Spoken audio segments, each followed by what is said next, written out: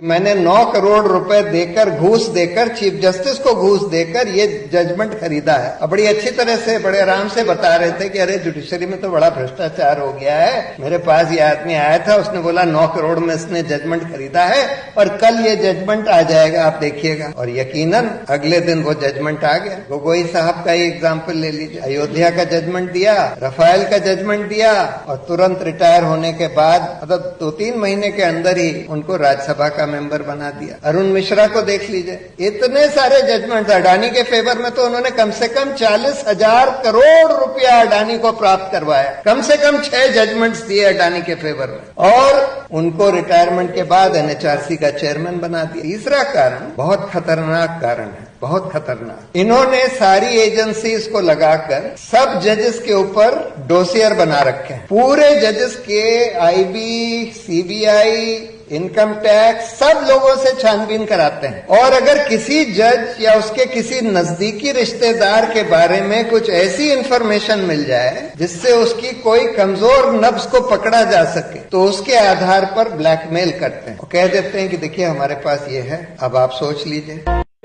मैंने 9 करोड़ रुपए देकर, घूस देकर, चीफ जस्टिस को घूस देकर ये जजमेंट खरीदा है। अब बड़ी अच्छी तरह से, बड़े आराम से बता रहे थे कि अरे जुडिशरी में तो बड़ा भ्रष्टाचार हो गया है। मेरे पास ये आदमी आया था, उसने बोला 9 करोड़ में इसने जजमेंट खरीदा है और कल ये जजमेंट आ जाएगा, आप देखिएगा। और यकीनन अगले दिन वो जजमेंट आ गया। गोगोई साहब का ही एग्जाम्पल ले लीजिए। अयोध्या का जजमेंट दिया, राफेल का जजमेंट दिया और तुरंत रिटायर होने के बाद, मतलब 2-3 महीने के अंदर ही उनको राज्यसभा का मेंबर बना दिया। अरुण मिश्रा को देख लीजिए, इतने सारे जजमेंट। अडानी के फेवर में तो उन्होंने कम से कम 40,000 करोड़ रुपया अडानी को प्राप्त करवाया। कम से कम 6 जजमेंट्स दिए अडानी के फेवर में और उनको रिटायरमेंट के बाद एनएचआरसी का चेयरमैन बना दिया। तीसरा कारण बहुत खतरनाक कारण है, बहुत खतरनाक। इन्होंने सारी एजेंसीज को लगाकर सब जजेस के ऊपर डोसियर बना रखे हैं। पूरे जजेस के आईबी, सीबीआई, इनकम टैक्स, सब लोगों से छानबीन कराते हैं। और अगर किसी जज या उसके किसी नजदीकी रिश्तेदार के बारे में कुछ ऐसी इंफॉर्मेशन मिल जाए जिससे उसकी कोई कमजोर नब्ज को पकड़ा जा सके, तो उसके आधार पर ब्लैकमेल करते हैं और कह देते हैं कि देखिए हमारे पास ये है।